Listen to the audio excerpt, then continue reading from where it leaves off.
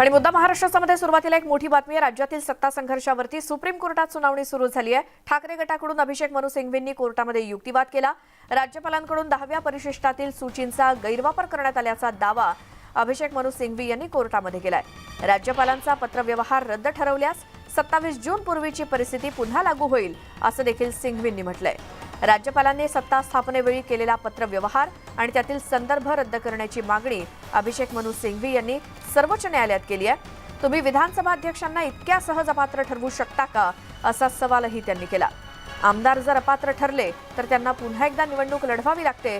यासाठी त्यांना 6 महिन्यांचा कालावधी दिला जातो, पण आमदार अपात्र झाले तर मंत्रिपदाची शपथ घेता येत नाही असं सिंघवींनी म्हटलं। नवी दिल्लीहून आमचे प्रतिनिधी प्रशांत लीला रामदास आपल्या सोबत आहेत। सुप्रीम कोर्टामधले अपडेट्स त्यांच्याकडून घेऊयात। आतापर्यंत काय काय झालंय?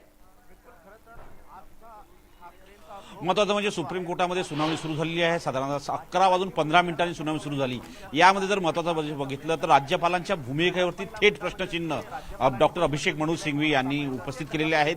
महत्त्वाचं म्हणजे राज्यपालांनी कशा पद्धतीनं सत्ता स्थापनेसाठी जे पत्र दिलं ते पत्र कसं चुकीचं होतं आणि कशा पद्धतीने समजा जो निर्णय घेतला तर राज्यपालांनी तो जर निर्णय बदलला गेला असता तर आज ही परिस्थिती निर्माण झाली नसती आणि जे 16 आमदारांना अपात्र ठरवलं असतं त्या संदर्भातल्या सगळ्या अनेक महत्त्वाचे मुद्दे उल्लेख त्यांनी केलेले आहेत। आणि सोबतच त्यांनी असे स्पष्ट केलं की ज्या पद्धतीने बघितलं की अजूनही त्यांचा युक्तिवाद सुरू आहे। या संदर्भात बोलण्यासाठी माझ्यासोबत ॲडव्होकेट राज पाटील आहे, ते त्यांच्याशी चर्चा करूया। राज पाटील साहेब, सध्या काय सुरू आहे आणि राज्यपालाच्या भूमिकेवरती वारंवार प्रश्नचिन्ह उपस्थित केले जात आहे? यात जे कॉन्स्टिट्यूशन बेंच समोर एक इश्यू फ्रेम करण्यात आला होता की राज्यपालांचे अधिकार, आणि एक असं पण त्यात अंतर्भूत होतं, त्यांनी रिटर्न सबमिशन मध्ये दिलं ते राज्यपाल आणि मुख्यमंत्री एकनाथ शिंदे यांना जे आमंत्रण दिलं होतं सत्ता स्थापनेसाठी त्यावर त्यांचा एक आक्षेप आहे। त्यात मुख्यतः त्यांचं म्हणणं असं होतं की राज्यपालांनी पक्षप्रमुखांना निमंत्रित करायला हवं होतं, ना की पक्षनेते जे विधिमंडळ पक्षनेते आहेत त्यांना। आता माननीय सर्वोच्च न्यायालयात यापूर्वी सुद्धा यावर स्पष्टीकरण एकनाथ शिंदे गटाने सुद्धा दिलं होतं की आम्ही विधिमंडळ पक्षाचे नेते असल्या कारणाने त्यांना राज्यपालांनी आमंत्रित केलं होतं आणि त्याला भारतीय जनता पार्टीने आणि काही अपक्ष आमदारांनी पाठिंबा दिला आणि ते सरकार स्थापन झालं। त्यात त्यांनी असाही आक्षेप घेतला की जे पत्र पाठवलं होतं माननीय राज्यपालांनी त्यावर सुद्धा ठाकरे गटाने आक्षेप घेतला आणि त्यावर भाष्य केलं। माननीय राज्यपालांनी पक्षप्रमुख जे आहे उद्धव ठाकरे त्यांना पत्र पाठवायला पाहिजे होतं असं त्यातून त्यांनी त्यावर आरोप केला माननीय राज्यपालावर। आणि त्यांनी असंही म्हटलं की माननीय राज्यपाल जे बंडखोर आमदार आहेत आणि अपात्रतेची कारवाई त्यांच्यावर चालू असताना त्यावर निर्णय कसे घेऊ शकता असाही आरोप ठाकरे गटाकडून करण्यात आला। त्यात त्यांनी असंही म्हटलं की हे सगळं मान्य न्यायालयात प्रलंबित असताना त्यावर माननीय राज्यपाल कसे निर्णय घेऊ शकतात हा त्यांचा एक आरोप होता। आता ह्या सर्व आरोपावर एकनाथ शिंदे यांच्या वतीनं जेव्हा आर्ग्युमेंट सुरू होईल त्याला काउंटर करण्याचा निश्चित प्रयत्न होईल। त्यात त्यांचा प्रामुख्याने मुद्दा जे आतापर्यंत स्पष्टीकरण देण्यात आले त्यात हे एक येऊ शकतं की माननीय राज्यपाल हे जे विधिमंडळ पक्षाचे नेते असते, जे शिवसेनेचे नेते होते विधिमंडळ पक्षाचे एकनाथ शिंदे होते, त्यामुळं त्यांना निमंत्रित करण्यात आलं हे राज्यपालाकडून सुद्धा सांगण्यात येऊ शकतं आणि एकनाथ शिंदे गटाकडून सुद्धा सांगण्यात येऊ शकतं। महत्त्वाचं म्हणजे जर बघितलं या सगळ्या याच्यामध्ये त्यांनी कर्नाटकच्या एका प्रकरणाचा उल्लेख केला। 2019च्या कर्नाटकच्या सत्ता स्थापनेच्या वेळी ज्या पद्धतीनं संकट निर्माण झालं होतं त्याचाही उल्लेख केलेला आहे। त्यावेळेस याचिकाकर्ते पाटील यांचा उल्लेख केला होता की बंडखोर आमदारांना कशा पद्धतीनं सत्ता स्थापनेमध्ये बहुमत चाचणीत त्यांना सहभाग होता आला। त्या प्रकरणासंदर्भातलं काय? माननीय सर्वोच्च न्यायालयात कर्नाटक विषयी जे प्रकरण आलं होतं त्यावर माननीय सर्वोच्च न्यायालयात ती केस सायटेशन म्हणून त्यांनी त्याचा आधार घेत माननीय सर्वोच्च न्यायालया समोर ती आर्ग्युमेंट केली। त्यात त्यांचं असं म्हणणं आहे की बंडखोर आमदाराच्या अधिकाराविषयी ती केस भाष्य करते। त्या संदर्भात माननीय सर्वोच्च न्यायालयात ते मॅटर ज्यावेळेस डिसाईड झालं होतं त्यावेळेस त्यांच्या अधिकाराविषयी माननीय सर्वोच्च न्यायालयाने ते स्पष्टीकरण दिलं होतं की अपात्र आमदारांना काही अधिकार नसतात अशा काही संदर्भाने ती केस आली होती। पण त्या सगळ्या महाराष्ट्राचं प्रकरण वेगळं आहे कारण की महाराष्ट्रातल्या कुठल्याही आमदारांनी राजीनामा दिला नाही, त्यावेळेस काही आमदारांनी राजीनामा दिला होता।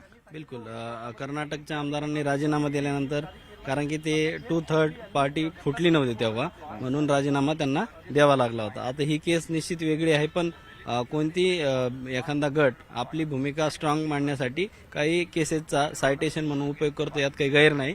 माननीय सर्वोच्च न्यायालय सर्वस्वी यावर नंतर निर्णय एक घेतो. महत्वाची अपडेट आलेली आहे. त्यांनी म्हटलं आहे की अधिवेशन सुरू असताना शिवसेनेकडून व्हीप जे जारी करण्यात आलेलं आहे, आमच्यावर अपात्रतेची कारवाई होऊ शकते असा युक्तिवाद डॉक्टर अभिषेक मनू सिंघवी यांनी केलेला आहे. आपण या संदर्भात पुन्हा एकदा चर्चा करूया.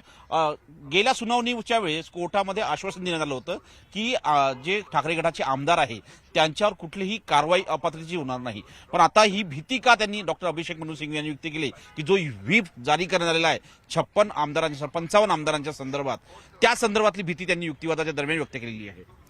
माननीय सर्वोच्च न्यायालयात त्यांनी ओव्हरऑल त्यावेळेस कन्सेंट घेतली होती की त्यांच्यावर व्हीप जारी होऊ नये या संदर्भात. तर काल जेव्हा अधिवेशन सुरू झालं त्यात व्हीप बजावण्यात आला, त्या संदर्भात त्यांनी एक प्रिकॉशन म्हणून माननीय सर्वोच्च न्यायालयासमोर तो मुद्दा उपस्थित केला असून ताकी ठाकरे गटावर कोणती कारवाई होऊ शकू नये या अनुषंगाने ती आर्ग्युमेंट करण्यात आली. आता माननीय सर्वोच्च न्यायालय यावर काय भाष्य करतं हे बघणं महत्वाचं ठरण.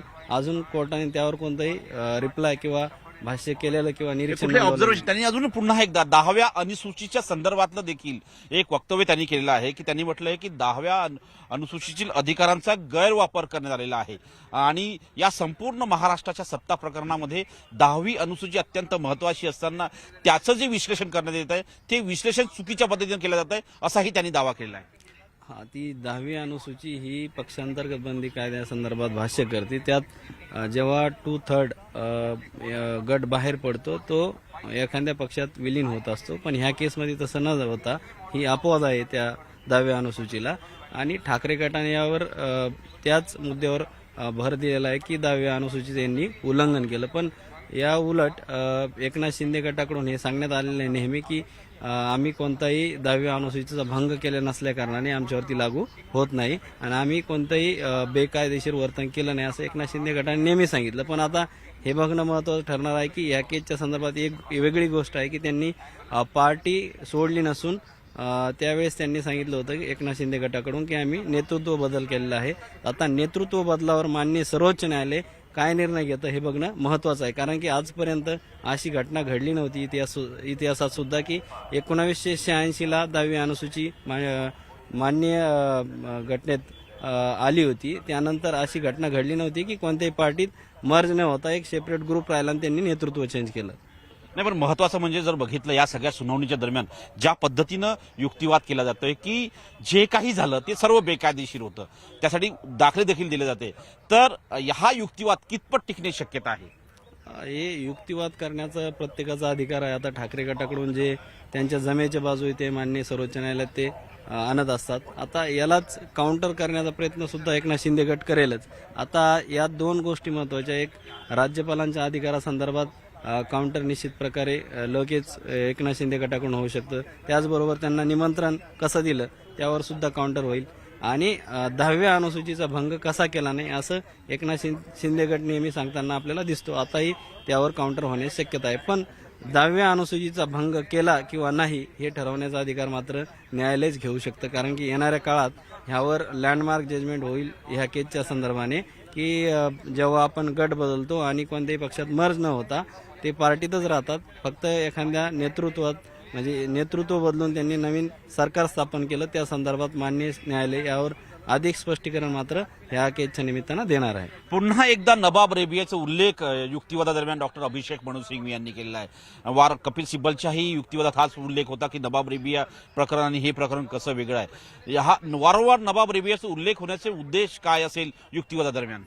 नवाब रेबिया केसच्या संदर्भात म्हणजे राज्यपालांच्या अधिकारासंदर्भात ती एक केस भाष्य करते, त्याचबरोबर विधानसभेच्या अध्यक्षांच्या संदर्भात सुद्धा भाष्य करते. या दोन इश्यू फ्रेम त्यावेळी झाली होती आणि ती घटनापीठापुढे आली होती ती केस. आता यात सुद्धा काही साध्य धर्म त्यात आहे की राज्यपालांचे अधिकार आणि विधानसभा अध्यक्षांचे अधिकार, यात दोन गोष्टी महत्वाच्या झाल्या. एक पूर्वीचे अध्यक्ष आणि नवीन निवड झालेले अध्यक्ष असे दोन अध्यक्ष या केसच्या संदर्भात आले, हे एक वेगळेपण आहे या केसचं. आणि 10व्या अनुसूचीचा जो संदर्भात अपवाद आहे की त्यांनी कोणत्याही पक्षात पार्टीला विलीन केलेलं नाही किंवा मर्ज झालेलं नाही, त्यांनी फक्त नवीन सरकार स्थापन करताना स्वतःच मेजॉरिटीच्या आधाराने स्थापन केलेले. आता ह्या काही क्लॅरिफिकेशन ह्याच केसच्या निमित्ताने माननीय सर्वोच्च न्यायालय देऊ शकतं. आता नवाब रेबिया केसचा संदर्भ आतापर्यंत दोन्ही गटाने घेतलेला आहे, तो आपापल्या सोयीनं घेतलेला आहे. आता माननीय न्यायालय यावर काय स्पष्टीकरण देतं किंवा यावर काय निर्णय देतं हे बघणं महत्त्वाचं आहे. यावर काय निरीक्षण आता सध्या नोंदवू शकतं हेही बघणं महत्त्वाचं ठरेल. नाही, पण महत्वाचं म्हणजे समज जर बघितलं आपण या सगळ्या प्रकरणामध्ये तर ज्या पद्धतीने युक्तिवाद होतोय यानंतर महेश जेठमलानी युक्तिवाद करतील तर महेश जेठमलानी युक्तिवाद करण्याची दिशा काय असण्याची शक्यता आहे, कारण की आपण त्यांची यापूर्वी देखील युक्तिवाद त्यांचा ऐकलेला आहे याच मुद्द्यावरती. महेश जेठमलानी इथं दोन पद्धतीने अपेअर होतात. एक तर माननीय राज्यपालाकडून सुद्धा ते काही काळ अपेअर होत होते, त्यात त्यांनी राज्यपालाची बाजू मांडलेली आहे. आता राज्यपालाच्या या संदर्भात ह्या केसच्या संदर्भात माननीय मुख्यमंत्र्यांना जेव्हा शपथ द्यायची होती तेव्हा बोलावण्यात आलं, निमंत्रण देण्यात आलं सत्ता स्थापनेसाठी.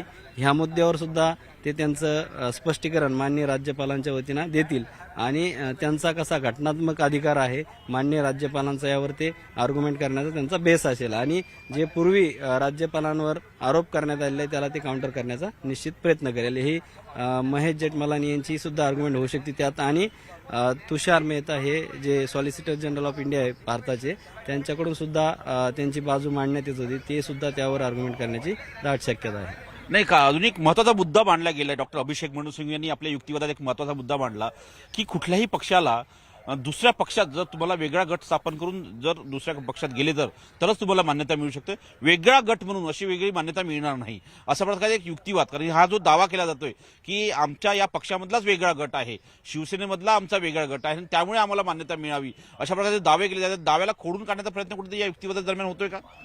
दाव्याला खोडून काढण्याचा प्रयत्न तेव्हाच होईल जेव्हा एकनाथ शिंदे यांची बाजू मांडण्याला सुरुवात होईल, तेव्हा ते जे दावे केलेले त्यांना प्रतिवाद किंवा खोडून काढण्याचा प्रयत्न करतील. पण सध्या ठाकरे गटाचीच आर्ग्युमेंट चालू असताना ते त्यांच्या पद्धतीनं भूमिका किंवा त्यांचा युक्तिवाद जारी ठेवतील. त्यानंतर सुद्धा कामत हे आणखीन काय वेगळं आर्ग्युमेंट करतं हे बघणं महत्त्वाचं ठरेल. पण एकनाथ शिंदे गट ह्या सगळ्या दाव्याला प्रतिदावा करण्याचा निश्चित प्रयत्न करेल आणि त्यांना तो लिगल राईट असतो. आता राज्यपाल आणि एकनाथ शिंदे गट यावर काय भाष्य करतं हे सुद्धा महत्त्वाचं आहे. राज्यपाल आणि एकनाथ शिंदे गटाच्या वतीने काय भाष्य होतं हे देखील पाहणं अतिशय महत्वाचं ठरणार आहे. स्टुडिओ जी प्रशांत, आणि सुप्रीम कोर्टामध्ये काय काय नेमकं घडलं याचे आतापर्यंतचे अपडेट आपण घेतले. मात्र आता दुसरीकडे अधिवेशन सुद्धा सुरू आहे. त्यासोबत दिल्लीमध्ये आज राज्यातल्या सत्ता संघर्षावरती सुनावणी सुरू आहे आणि आतापर्यंत अभिषेक मनु सिंघवी यांचा युक्तिवाद झालेला आहे आणि या युक्तिवादातले महत्त्वाचे मुद्दे आपण पाहिले. सलग 3 दिवस ही पुन्हा एकदा सुनावणी होतीये. पुन्हा जाऊयात, आमचे प्रतिनिधी प्रशांत लीला रामदास आपल्या सोबत आहेतच. प्रशांत, महत्वाचं म्हणजे जर बघितलं अजूनही युक्तिवाद जर बघितला डॉक्टर अभिषेक मनु सिंघवी यांचा युक्तिवाद सुरूच आहे आणि यामध्ये त्यांचा जे मुद्दे मांडतायत ते खास करून जर बघितलं आपण तर त्यांनी एक जो महत्वाचा मुद्दा मांडलाय की जो शिवसेनेकडून व्हीप जारी करण्यात आलेला आहे त्या व्हीपच्या नावाने भीती दाखवली जात आहे. जे ठाकरे गटातले आमदार आहेत त्यांना एकीकडे विधान परिषदेमध्ये जो व्हीप चालू शकत नाही कारण अशा पद्धतीने त्यांनी म्हणलेलं आहे, दुसरीकडे विधान परिषदेमध्ये त्यांनीही एक वेगळी प्रक्रिया राबवण्याचा प्रयत्न केलेली आहे, तिथे वेगळा व्हीप नेमला जातोय, हे त्यांचं बहुमत नसताना तिथे व्हीप नेमला जातो अशा प्रकारचा एक दावा केला जातो अभिषेक मनु सिंघवी यांच्या वतीने. त्यांनी माननीय सर्वोच्च न्यायालयाकडून त्यावेळेस काही प्रमाणात का होईना अभय मिळवला होता व्हीपच्या संदर्भात. आता माननीय सर्वोच्च न्यायालयासमोर त्यांनी भीती व्यक्त केली तशी, पण बजेट सेशन असल्या कारणाने ठाकरे गटाकडून हा प्रतिदावा होऊ शकतो की बजेट सेशनच्या वेळेस जी रुलिंग पार्टी असते त्यांना बजेटला समर्थन महत्त्वाचं असतं, त्या कारणाने व्हीप जारी करणं त्यांच्या पार्ट ऑफ प्रोसिजर आहे. त्यामुळं त्यांनी व्हीप जारी केला आहे, त्यांच्याकडून एक्सप्लेनेशन होऊ शकतं कारण बजेट सेशनला बहुमताची गरज असते आणि जर ते बजेट अल्पमतात आलं तर हे सरकारसाठी नुकसानदायक असतं. त्यामुळं कोणतंही सरकार आपल्या बाजूनं व्हीप जारी करत असतं आणि त्याला बहुमताने समर्थन यावं बजेटला. नाही, पण समजा हा व्हीप मानला नाही, ठाकरे गटाच्या आमदारांनी हा व्हीप मानला नाही, ज्या पद्धतीने संरक्षण कोर्टाने दिलेलं आहे, कारण की गेल्या वेळेस युक्तिवादाच्या दरम्यान महेश जेठमलानी यांनी स्पष्ट केलं होतं की आम्ही कुठल्याही प्रकारची कारवाई करणार नाही. समजा या विरोधात मतदान झालं तर त्यांच्यावर कारवाई होऊ शकते का? कारण की जसं तुम्ही उल्लेख केला अर्थसंकल्पाला बहुमतात पारित करावं लागतं, जर ते अल्पमतात पारित झालं किंवा अल्पसंख्यक ठरलं तर त्यावेळेस काय स्थिती होऊ शकते? अल्पमतात येणं म्हणजे सरकारसाठी ती नामुष्की असते आणि सरकार आतापर्यंत बजेट जे सेशन पारित झाले नाही ते असे सरकार कोसळलेले सुद्धा आहे. आता साहजिक आहे की कोणतीही पार्टी, रुलिंग पार्टी ही बजेट सेशनमध्ये आपला व्हीप जारी करत असते आणि बहुमताने बजेट पारित करत असते. आता यांनी जो आधार घेतला असेल ते बजेट सेशनच्या कारणानेच घेतला असेल आणि त्यांनी व्हीप आता जर यांनी पाळला नाही, म्हणजे ठाकरे गटाने जर पाळला नाही तर हे निर्णय मात्र सर्वोच्च न्यायालयच घेणार आहे. कारण की त्यावर ठाकरे गट बी काय आक्षेप घेतो आणि शिंदे गट त्यांना व्हीप न मानल्यामुळं काय त्यांच्यावर हे होतं, हे परिणाम होतात, हे बघणं महत्त्वाचं ठरेल. पण अजूनपर्यंत हे स्पष्ट होऊ शकलेलं नाही की त्यांचा व्हीप त्यांच्यापर्यंत आला आणि त्यांनी न पाळला, असं अजूनपर्यंत झालं नसल्या कारणाने ठाकरे गटाकडून प्रिकॉशन म्हणून माननीय सर्वोच्च न्यायालय ती एक कोर्टाने एक ऑब्झर्वेशन दिलेलं आहे. त्यांनी म्हटलं आहे की राज्यपालांना सत्ताधारी पक्षात फूट दिसून आली नाही तरीही त्यांनी निर्णय घ्यायचा नाही का, असा सवाल न्यायमूर्तींनी केला. त्यावर राज्यपाल ठोस कारणाशिवाय कुठलाही निर्णय घेऊ शकत नाही अशा प्रकारचा युक्तिवाद अभिषेक मनु सिंघवी यांनी केलाय. त्यांनी ज्या पद्धतीचा हा युक्तिवाद आहे, हा युक्तिवाद जर बघितलं, त्यांनी म्हटलं की राज्यपालांनी जो निर्णय घेतला आहे असा कुठलाही निर्णय राज्यपाल स्वतःहून घेऊ शकत नाही. राज्यपालांचे अधिकारावर ते सध्या आर्ग्युमेंट करताना दिसत आहे. आता हे सर्वस्वी ठरवणं हे मान्य न्यायालयाचं काम आहे की काय ते अधिकार त्यांचे घटनात्मक आहे आणि त्यांना कोणते अधिकार नाही याने स्पष्ट होईल. पण अजून ठाकरे गटाची बाजूच संपलेली नसल्या कारणाने एकनाथ शिंदे गटांना अजून संधी मिळाली नाही. जेव्हा युक्तिवाद त्यांचा सुरू होईल त्यावर ते काउंटर करतील. जेव्हा महेश जेठमलानी युक्तिवाद करतील तेव्हा त्या संपूर्ण प्रकरणाला या जोही डॉक्टर अभिषेक मनु सिंघवी यांचा युक्तिवाद आहे त्याला काउंटर करतील अशी माहिती पुढे आलेली आहे. आणि महत्वाचं म्हणजे ॲडव्होकेट राज पाटील सुद्धा या संदर्भात हस्तक्षेप याचिका त्यांनी दाखल केली आहे. त्यांनाही कोर्ट ऐकल असंही त्यांनी म्हटलेलं आहे. स्टुडिओ जे प्रशांत, आणि या संपूर्ण दिवसभरात सुप्रीम कोर्टामध्ये काय काय होतं याकडे तर आपलं लक्ष असेलच. दरवेळी दोन्ही गटाकडून कोणी ना कोणी प्रतिनिधी तिथे सुनावणीसाठी उपस्थित असतात, तर आज कोण आहे?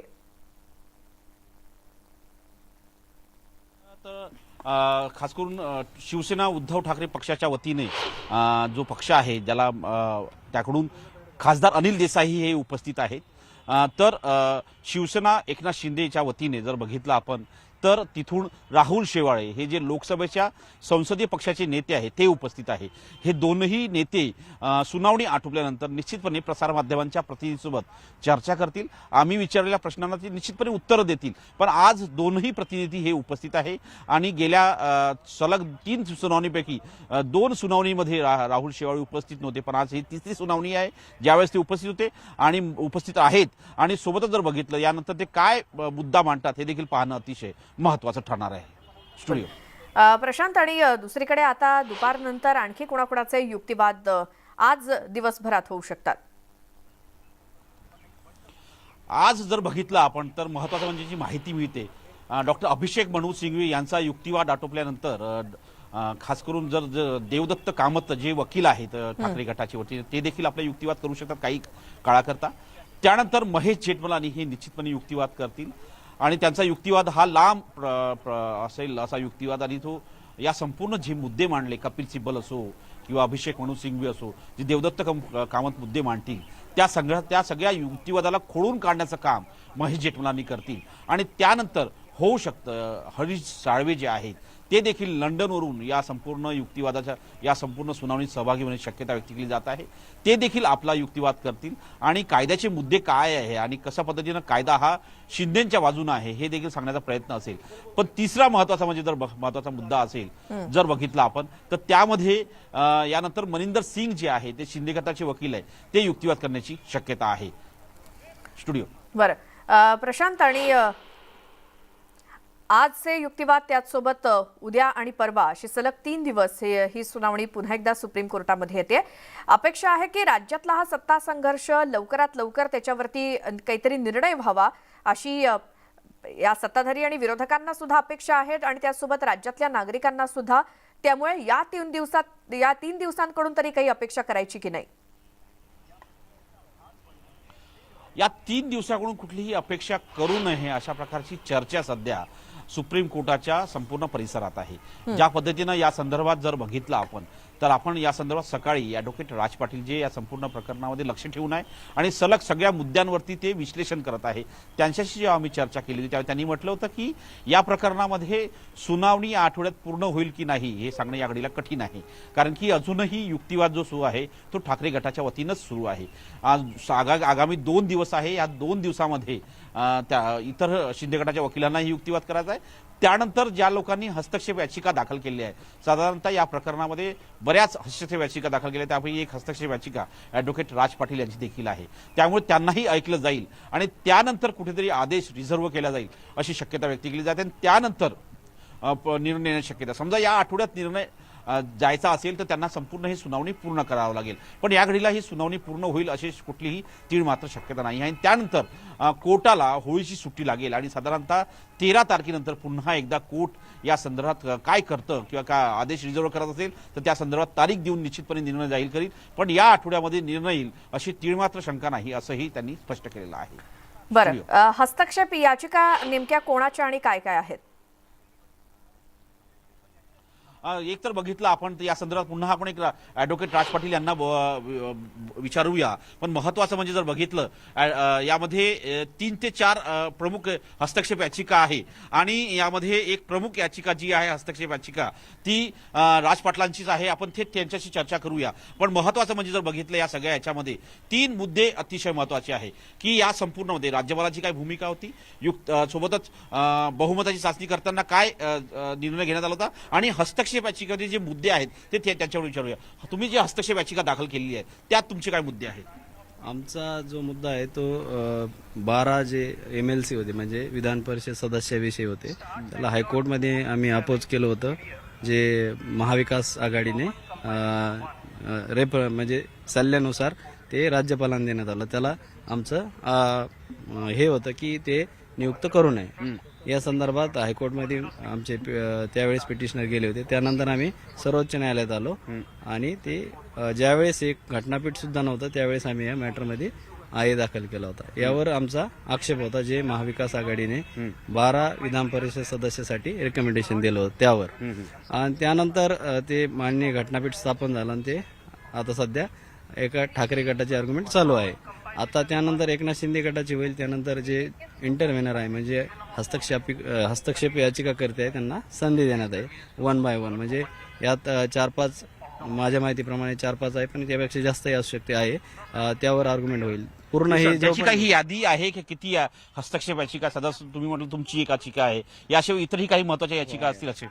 त्यात काही मतदारांच्या वतीनं आहे, काही बरेच आहे. म्हणजे एक सरोदे यांनी देखील, असीम सरोदे देखील यांनी याचिका दाखल केली आहे. हा, त्यांनी मतदारांच्या वतीनं दाखल केली, जे वोटर आहे त्यांच्या वतीनं दाखल केले. असे 4-5 तर माझ्या माहितीत आहे, पण त्यापेक्षा जास्तही असू शकतात. त्यांना सुद्धा निश्चित सगळ्यांना निश्चित टाइम देण्यात येईल. त्यानंतर त्यांचे आर्ग्युमेंट झाल्यानंतरच पुढं मान्य न्यायालय निर्णयाकडे येईल. पण तत्पूर्वी आता सध्या ठाकरे गटाचे ॲडव्होकेट कामत हे आर्ग्युमेंट करताना दिसतात. त्यांनी 2 महत्वाचे इश्यू आता रेज केले. त्यात एक म्हणजे स्पीकरने जी इश्यू नोटीस केली होती डिस्क्वालिफिकेशनच्या संदर्भात. दुसरं जे व्हीप चेंज करण्यात आले होते सुनील प्रभू आणि त्यानंतर भारत गोगावले यांना व्हीप चेंजिंग म्हणजे व्हीप बदलण्याच्या संदर्भात त्यांनी एक मुद्दा रेज केला. त्यानंतर त्यांनी हे मेन्शन केलं कोर्टापुढं की जे व्हीप आहे आणि त्या संदर्भात त्याबरोबर जे पक्ष आहे आणि जे त्या संदर्भात त्यांनी जे पक्षनेते आहे विधिमंडळाचे पक्षनेते ते सुद्धा चेंज करण्यात आले होते. म्हणजे दोन्ही गटाने आपापले विरोधी पक्षनेते आणि व्हीप या संदर्भात मान्य न्यायालयासमोर ते सध्या आर्ग्युमेंट करत आहे. आता त्यांचा हे ठाकरे गटाचे मला वाटतं की कन्क्लूड आलेले आहे. म्हणजे यानंतर एकनाथ शिंदे गट आर्ग्युमेंट करताना दिसेल. यानंतर एकनाथ शिंदे यांचा युक्तिवाद, एकनाथ शिंदे यांच्या वतीने युक्तिवाद सुरू होण्याची शक्यता आहे. सध्या देवदत्त कामत हे जे ठाकरे गटाची वकील आहे हा युक्तिवाद करीत असल्याची माहिती पुढे आलेली आहे. आणि यानंतर जर बघितलं तर एकनाथ शिंदेच्या वतीनं आता काय कोर्टात सुरू आहे? तेच जे रिटर्न सबमिशन केलं होतं त्यात त्यांनी जे मुद्दे मांडले त्यावरच ते आर्ग्युमेंट करताना दिसतात. एक तर डिस्क्वालिफिकेशन ते इथंच डिसाईड करा असं त्यांचा युक्तिवाद आहे. म्हणजे मान्य सर्वोच्च न्यायालयात जे अपात्रतेच्या संदर्भात आहे, म्हणजे 16 आमदार ज्यामध्ये एकनाथ शिंदे यांचा समावेश आहे, त्या 16 आमदारांच्या अपात्रतेचा मुद्दा सुप्रीम कोर्टाने डिसाईड करावा, त्याचा निर्णय द्यावा असं त्यांचं म्हणणं आहे. ठाकरे गटाकडून हेच म्हणणं आहे की त्यांनी मान्य न्यायालयाने ते डिसाईड करावं. आता एकनाथ शिंदे गटाचं काय म्हणणं आहे यावर त्यांच्या वतीनं जेव्हा युक्तिवाद होईल त्यावर ते डिसाईड होऊ शकतं की, आणि त्यावर मान्य न्यायालय स्वतःकडेच ते स्वतः डिसाईड करतं का विधानसभा अध्यक्ष जे नवीन निवडण्यात आले ते डिसाईड करतील हे बघणं महत्त्वाचं आहे. पण मान्य न्यायालयात सध्या ठाकरे गटाकडून हेच सांगण्यात येत आहे की ते यांनी न्यायालयानेच डिसाईड करावं. ते पण मागच्या वेळी ज्या सुनावणीच्या दरम्यान एक ऑब्झर्वेशन कोर्टाने दर्शवलं होतं की घटनापीठ हे विधानसभे अध्यक्षांच्या अधिकारामध्ये हस्तक्षेप करत नाही. एक घटनापीठाची मर्यादा असते, ती मर्यादा आम्ही ओलांडत नाही असं स्पष्ट केलं. याचा अर्थ असा होतो की विधानसभा अध्यक्षाकडे जाईल हे प्रकरण. त्याच्यात जे ज्युडिशियल लिमिटेशन्स असतात म्हणजेच त्यांचे जे अधिकार आहे, घटनात्मक अधिकार अध्यक्षांचे असतात, त्यात कोणतेही न्यायालय म्हणजेच तुम्ही जर मागे वळून बघितलं तर सोमनाथ चॅटर्जी यांच्या अधिकारात मान्य सर्वोच्च न्यायालयाने काही हस्तक्षेप केला होता. त्यांनी रिस्पॉन्ड कशा पद्धतीने केलं होते तुम्हाला सर्वश्रुत आहे. त्यात जे ज्युडिशियल लिमिटेशन असतात ते घटनेने बांधून दिलेले असते, ते मर्यादा असतात घटनात्मक, त्याला मान्य सर्वोच्च न्यायालय कधी ओलांडत नसतं. ते त्यांनी त्यावेळेस निरीक्षण नोंदवलं होतं की घटनेने अध्यक्षांना काही अधिकार दिलेले आहे, त्या संदर्भात अध्यक्षच निर्णय करत असतात. आता यावर बघणं महत्त्वाचं ठरेल की जेव्हा एकनाथ शिंदे गट यावर काय आर्ग्युमेंट करतो. त्यांचा जर आग्रह असेल, त्यांचं असं बी असू शकतं की हे विधानसभाच्या अध्यक्षांनी डिसाईड करावं, जे डिस्क्वालिफिकेशनचं मॅटर आहे सध्या ते. नाही, मग डिस्क्वालिफिकेशन मॅटर तुम्ही म्हणताय की सुप्रीम कोर्टाने डिसाईड करा असं देवदत्त कामत यांची मागणी आहे. पण जर बघितलं या संपूर्ण प्रकरणामध्ये, ज्यामध्ये जर आता एक महत्त्वाचा युक्तिवाद पुढे आलेला आहे, त्यामध्ये त्यांनी म्हटलेलं आहे की राज्यपाल फुटीत गटाला गृहीत धरू शकत नाही, त्यांना ते अधिकार नाही. याचा अर्थ कसा घ्यायचा? त्यांचं म्हणणं तेच आहे की जे गट बाहेर पडला ते त्यांनी राज्यपालांनी गृहीत धरू नये. म्हणजेच जी पूर्वी अभिषेक मनु सिंघवी यांनी आर्ग्युमेंट केली होती की पक्षाध्यक्षांना त्यांनी निमंत्रित करायला हवं होतं, ना की जे विभाजित झालेले आणि जे विधिमंडळ पक्षाचे नेते आहेत त्यांना आमंत्रित करायला. म्हणजे त्यांचा जे पत्र होतं ते आमंत्रणाचं मुख्यमंत्र्यांना, त्यावर त्यांनी आक्षेप घेतलेला आहे. तेच पुढे हे सांगताना दिसत आहेत. आता म्हणजे हे बघणं महत्त्वाचं ठरेल की राज्यपाल हे कोणाला बोलू शकतात हे सुद्धा न्यायालय ह्या निमित्तानं स्पष्ट करेल. त्याचबरोबर विधिमंडळ पक्षाचे नेते आणि पक्षनेते जे पक्षाचे प्रमुख असतात, यात सुद्धा दोन गोष्टी महत्त्वाच्या आहे की न्यायालय यात आता काय निर्णय घेऊ शकतं आणि विधिमंडळ पक्षाच्या नेत्यांना आमंत्रित करण्याचा अधिकार निश्चित राज्यपालांना असतो. त्यांच्या वतीनं काय सांगण्यात येईल हेही महत्त्वाचं ठरेल. एक दरम्यानच्या काळात युक्तिवाद असणे मोठा एक युक्तिवाद झाला आहे. 10व्या अनुसूचीनुसार राज्यपाल फुटील गटाला मान्यता देऊ शकत नाही आणि तसा युक्तिवाद कपिल सिब्बल यांनी केलाय. कपिल सिब्बल यांनी या दोन्ही दरम्यान का त्यांनी 3 दिवस पूर्ण युक्तिवाद केला होता, पण आता दरम्यान पुन्हा ते उभे राहिले आणि त्यांनी हा युक्तिवाद केलेला आहे की राज्यपाल कुठल्याही गटाला मान्यता देऊ शकत नाही. निश्चित जेव्हा त्यांचीच आर्ग्युमेंट चालू आहे, त्यांना काही राहिलेले मुद्दे असेल तर त्यावेळेस त्यांनी उठून सांगू शकतात, असं होत असतं. पण आता कामत हे आर्ग्युमेंट करताना दिसेल. आता त्यांनी जरी सांगितलं असलं तरी अभिषेक मनु सिंघवी यांनी सुद्धा त्यांच्या आर्ग्युमेंटमध्ये तो मुद्दा घेतला होता. आता हे बघणं महत्त्वाचं ठरेल की एकनाथ शिंदे गट यावर काय काउंटर करतो किंवा त्यातून काही नवीन मुद्दे किंवा नवीन सायटेशन मान्य सर्वोच्च न्यायालयासमोर आणतो. आता जसं यांनी काही सायटेशन यांच्या फेवरला असणारे मान्य सर्वोच्च न्यायालयात आणले, तसे शिंदे गट सुद्धा काही पूर्वी झालेले निर्णय आहे ते सुद्धा मान्य सर्वोच्च न्यायालयाच्या लक्षात आणून देऊ शकतो. म्हणजे अनेक मुद्दे हे पुन्हा एकदा चर्चेला जात आहे, त्यावरती पुन्हा एकदा चर्चा होत आहे आणि काही मुद्द्यांवरती त्यांचं विश्लेषण देखील केलं जात आहे. अशा प्रकारची सध्या युक्तिवाद हा सुप्रीम कोर्टात घटनापीठापुढे सुरू आहे. स्टुडिओ हे 3 दिवसांचे युक्तिवाद समजा पूर्ण झाले, त्यानंतर या 3 दिवसातून नेमकं काय निष्पन्न होणार आहे? साधारणतः 3 दिवस युक्तिवाद होतील आणि त्यानंतर जो निर्णय येईल साधारणतः तो निर्णय काय असेल, तो ऐतिहासिक निर्णय असेल. याच विषयावर चर्चा करण्यासाठी ॲडव्होकेट राज पाटील सर, आज 3 दिवस साधारणतः आगामी 3 दिवस सुनावणी होईल. गेले 2 आठवडे या संदर्भात 6 दिवस सुनावणी झालेली आहे. या सुनावणीनंतर काय हातात येण्याची शक्यता आहे, काय निर्णय येण्याची शक्यता आहे किंवा हा ऐतिहासिक निर्णय असेल का? बिलकुल हा ऐतिहासिक निर्णय असेल. भारतीय आतापर्यंत जे मॅटर झालेले या संदर्भात त्याच्या, आणि घटनापीठाचा निर्णय हा ऐतिहासिकच असतो, ते रिपोर्टेड असतो. आणि त्यानंतर जे घटना या केसच्या अनुषंगाने काय जे लँडमार्क जजमेंट असतात, जे लॉ बनतात, म्हणजे यातून लॉ डिसाईड होणार आहे एक नवीन. यात लॉ डिसाईड होण्याचे काही मुद्दे, त्यात राज्यपालांचे अधिकार, स्पीकरचे अधिकार, जेव्हा अविश्वास ठराव स्पीकरच्या विरोधात असतो त्यातून निर्माण होणारे जे वाद ह्या केसमध्ये झालेले आहेत त्यावर सुद्धा माननीय सर्वोच्च न्यायालय त्यात इंटरप्रिटेशन करू शकतं. त्याचबरोबर विधिमंडळ पक्षाचे नेते आणि पक्षप्रमुख आणि राज्यपालांनी हे अशा अनेक आमंत्रण मुद्द्यांवरती निर्णय अपेक्षित आहे. म्हणजे हा जो निर्णय असेल तो ऐतिहासिक निर्णय असेल अशा प्रकारचा दावा खास करून ॲडव्होकेट राज पाटील यांनी केला, कारण की एक कायदा तयार होईल या निमित्ताने. बरं प्रशांत, तुम्ही आमच्या सोबत असेच राहा. एक छोटासा ब्रेक घेऊन आपण लगेचच परत येणार आहोत. पाहत राहा न्यूज 18 लोकमत. ब्रेक नंतर तुमचं स्वागत मुद्दा महाराष्ट्राचा मध्ये. आणि सध्या आपण सुप्रीम कोर्टातले अपडेट्स घेतोय. तिथे सत्ता संघर्षावरती, राज्यातल्या सत्ता संघर्षावर पुन्हा एकदा 3 दिवस सुनावणी सुरू आहे.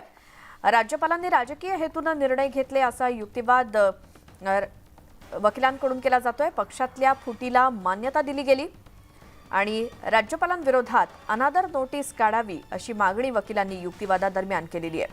अभिषेक मनु सिंघवी यांचा हा युक्तिवाद सुप्रीम कोर्टातला. तर सलग 3 दिवस पुन्हा एकदा सुनावणी होणार आहे. व्हीप हा राजकीय पक्ष काढतं, विधिमंडळ पक्षाकडून व्हीप काढले जात नाहीत असा युक्तिवाद गुरुदत्त कामत यांच्याकडून करण्यात आलाय. त्यामुळे व्हीप हा राजकीय पक्ष काढतं असं मत वकील कामत यांनी उपस्थित केलंय. विधिमंडळ पक्षाकडून व्हीप काढले जाऊ शकत नाहीत असं त्यांचं म्हणणं आहे. तर आज पुन्हा एकदा दोन्ही बाजूंकडून युक्तिवाद सुरू आहेत. आज सकाळपासून युक्तिवादाला सुरुवात झालेली आहे आणि सलग 3 दिवस हे उर्वरित युक्तिवाद पूर्ण केले जाणार आहेत आणि त्यासाठी ही सुनावणी. पुन्हा एकदा जाऊयात. आमचे प्रतिनिधी प्रशांत लीला रामदास हे सुप्रीम कोर्ट परिसरातून आपल्या सोबत आहेतच आणि सुप्रीम कोर्टातले प्रत्येक अपडेट आपल्यापर्यंत पोहोचवत आहेत. प्रशांत, आत्ताचे काय नवीन अपडेट्स आहेत? महत्वाचं म्हणजे देवदत्त कामत यांचा सध्या युक्तिवाद सुप्रीम कोर्टात सुरू आहे. घटनापीठापुढे भारताचे सरन्यायाधीश धनंजय चंद्रचूड यांच्या पुढे सह जे घटनापीठ आहे 5 सदस्यीय त्यांच्या पुढे हा युक्तिवाद सुरू आहे आणि देवदत्त कामत हे ठाकरे गटाच्या वतीनं युक्तिवाद करत आहे आणि त्यांनी प्रतोद पदाचा मुद्दा हा अतिशय प्रखरपणे त्यांनी मांडलेला आहे की प्रतोद ऐनवेळी बदलण्यात आलेला आहे आणि राज्याच्या बाहेर जाऊन प्रतोद बदलण्याची एक नवीन परंपरा खास करून शिंदे गटाच्या वतीनं सुरू करण्यात आलेली आहे. ते आसाममध्ये जाऊन त्यांनी प्रतोद बदलण्याचा निर्णय घेतला होता. एक वेगळी बैठक त्यांनी आसाममध्ये घेतली होती अशा प्रकारचा त्यांनी दावा केलेला आहे. नेते बदलणे, प्रतोद बदलणे ही प्रक्रिया जी असते ही राज्यामध्ये विधिमंडळाच्या परिसरात किंवा खास करून मुख्यमंत्र्यांच्या निवासस्थानी अशी अनेक उदाहरणं त्यांनी दिली. पण हे पहिल्यांदा होतंय की आसाममध्ये जाऊन प्रतोद बदलल्या जात आहे. ती याच संदर्भात वारंवार युक्तिवाद करता आणि कशा पद्धतीनं बेकायदेशीरपणे हे संपूर्ण निर्णय घेण्यात आलेले आहे आणि याला राज्यपालांनी कसा पाठबळ दिलं आणि विधानसभा अध्यक्षांनी देखील कसं पाठबळ आता मिळत आहे हे देखील त्यांनी युक्तिवाद करताना ते मुद्दे मांडत आहे. या संदर्भात चर्चा करण्यासाठी माझ्यासोबत ॲडव्होकेट राज पाटील आहे जे संपूर्ण या सुनावणीवर लक्ष ठेवून आहे. सध्या काय सुरू आहे सर कोर्टात? त्यांनी तर जे पक्ष प्रतोद आहे ते हे राजकीय पक्ष निवडत असतात असं सांगितलं आणि त्यांनी हे सांगितलं की जे भारत गोगोले आहे त्यांना जे पक्ष प्रतोद म्हणून निवडण्यात आलं ते बेकायदेशीर आहे आणि त्यांनी त्यावर आक्षेप घेतलेला नाही. माननीय सर्वोच्च न्यायालयात त्यांनी असं म्हटलं की पक्ष हे ठरवत असतो की पक्षप्रतोद कोण आहे. म्हणजेच विधिमंडळ पक्षाचा नेता आणि पक्षप्रतोद हे पक्षाकडून ठरलं जातं. हे मागं सुद्धा त्यांनी आर्ग्युमेंट केलं होतं.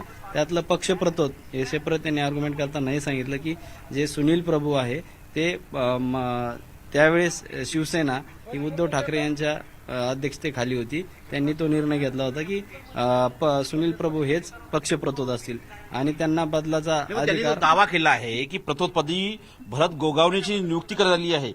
त्यासाठी पक्षानं पत्र दिलं नाही आहे, एका गटानं पक्ष दिला आहे. पक्षप्रतोद ठरवण्याचा निर्णय हा पक्षाला असतो. त्यांनी तेच सांगितलं की ज्या वेळेस पक्ष डिसाईड करत असतो विधिमंडळ पक्षाचा नेता आणि पक्षप्रतोद, त्यातलं त्यांनी हे सांगितलं की भारत गोगोले यांच्यावर आक्षेप घेताना हे सांगितलं की पक्षप्रतोद हे पक्ष ठरवत असतो की कोण असावा आणि त्या बाबतीत ह्या केसमध्ये असं झालेलं आहे की भारत गोगोले यांनी एका गटाने नियुक्त केलेलं असल्या कारणाने ते पार्टीनं नियुक्त केलेलं नाही असा त्यांचा आक्षेप आहे. म्हणजेच पॉलिटिकल पार्टी हे ठरवत असते की पक्षप्रतोद कोण असावं. पक्षाच्या विधिमंडळातील एखादा गटाला अध्यक्ष मान्यता देऊ शकत नाही असाही त्यांनी युक्तिवाद केलेला आहे. आता त्यामुळेच त्यांनी ज्यावेळेस डिप्टी स्पीकर होते त्यावेळेस त्यांनी अपात्रतेसाठी नोटीस इश्यू केल्या होत्या आणि त्यानंतर माननीय सर्वोच्च न्यायालयात हे नोटीसच्या विरोधात हे प्रकरण एकनाथ शिंदे गटाकडून सर्वोच्च न्यायालयात दाखल करण्यात आलं होतं. त्यानंतर हे प्रकरण सबज्युडाईज म्हणजे प्रलंबित आहे न्यायालयात. अजून यावर कोणताही निर्णय झालेला नाही. त्यावेळेस एकनाथ शिंदे गटाला दिलासा देण्यात आला होता नोटीसच्या संदर्भात, अपात्रतेच्या संदर्भात, आणि नंतर ते घटनापीठाकडे मॅटर गेलं. आता त्यावर सखोल आर्ग्युमेंट होताना आपल्याला दिसतं. आता दोन्ही गट यावर आर्ग्युमेंट करतील. त्यांचं स्पष्टीकरण सुद्धा एकनाथ शिंदे गट नेहमी देत आलेलं आहे ह्या गोष्टीवर. आता यावर आणखीन काय नवीन युक्तिवाद होऊ शकतो का, याला काउंटर कशा पद्धतीने करतो एकनाथ शिंदे गट हे बघणं महत्वाचं आहे. आता लंच नंतर मे बी असं होऊ शकतं की एकनाथ शिंदे गटाची आर्ग्युमेंट सुरू होऊ शकते. 3 जुलैला विधानसभा अध्यक्षांनी प्रतोद बदलण्याचा निर्णय हा शिंदे गटाच्या पत्रावर घेतलेला आहे. हे पत्र राजकीय पक्षांना नव्हे तर विधिमंडळ पक्षाने लिहिले आहे. राजकीय पक्ष व विधिमंडळ पक्ष वेगवेगळे आहेत. विधानसभा अध्यक्षांना केवळ पक्षाच्या पत्रावर निर्णय घेता येतो असा एक युक्तिवाद केला जात आहे. आता यावर माननीय सर्वोच्च न्यायालय ठरवणार आहे की विधिमंडळ पक्षाने जो दिलेला पत्र आहे पक्ष प्रतोदाचं भारत गोगोल यांच्या संदर्भात ते त्यावर काय निर्णय घेतं. आणि ज्यावेळेस 19 मध्ये म्हणजे 2019 मध्ये शिवसेनेकडून विधिमंडळ पक्षनेते एकनाथ शिंदे आणि सुनील प्रभू नियुक्त करण्यात आले होते. त्याच बरं, ब्रेकनंतर एक मोठी बातमी आहे मुंबईच्या सुरक्षिततेबाबतची. चीन, हाँगकाँग आणि पाकिस्तान इथे प्रशिक्षण घेऊन आलेला हस्तक सरफराज मेमनला इंदोरमध्ये अटक करण्यात आली आहे. आणि सरफराज मेमन हा संशयित दहशतवादी मुंबईमध्ये वावरत असल्याचा अलर्ट एनआयएनं दिला होता. त्यानंतर मुंबईच्या सुरक्षेमध्ये लक्षणीय वाढ करण्यात आली होती. सरफराजला अटक झाल्यामुळे सध्या धोका टळला असला तरी त्याचं काय प्लॅनिंग होतं याची माहिती घेण्यासाठी महाराष्ट्र एटीएसची टीम लवकरच इंदोरला जाणार आहे. आणि तिथे ही टीम सरफराजची चौकशी करणार असल्याची माहिती मिळाली आहे. या बातमीसोबतच मुद्दा महाराष्ट्राचा मध्ये आपण इथेच थांबणार आहोत. मात्र जाता जाता एक नजर टाकूयात राज्यातल्या प्रमुख शहरांच्या आजच्या तापमानावर.